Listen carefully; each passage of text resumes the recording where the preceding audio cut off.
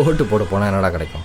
Office போனால் சம்பளமாச்சும் கிடைக்கும். ஃபோனவே dude, அந்த டிவி ஷோல நம்ம ஓட் பண்ணிருக்க பொண்ணு தான் ஜெயிச்சிருக்கா. சார் காத்தோடிக்கு வாங்கிக்கிறீங்களா சார்? இல்லை இல்லை, ஒரு நிமிஷம். ஓட்டு போட்டிங்களா? போட்டேன் சார். யாருக்கு போட்டீங்க?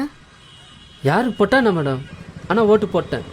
ஓட்டு போட்ட டைம்ல 2 சிக்னல் போய் 2 பொருளை வித்திருந்தா 4 காசாவது பார்த்துருக்கலாம்ல. மேடம், இன்னைக்கு தான் இந்த அழுக்கைக்கு அதிகாரமும் அதை முடிவெடுக்கிற சுதந்திரமும் கிடைச்சிருக்கு. இது என்ன ஒரு 1/2 மணி நேரம் வேலை மேடம், இந்த வேலையை தான் வருஷமெல்லாம் பார்க்கலாமே. இப்போ நீங்கள் ஓட்டு போட்டு என்ன மாறப்போகுது? நீங்கள் சிக்னல் நிற்கிறது மாறப்போதா?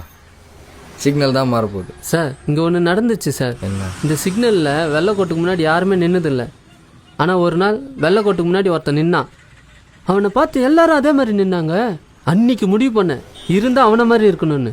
B the change sir. படிக்கலாம் இல்லை சார், இது கூட ஒருத்தர் சிக்னலில் சொல்லி கொடுத்தாரு.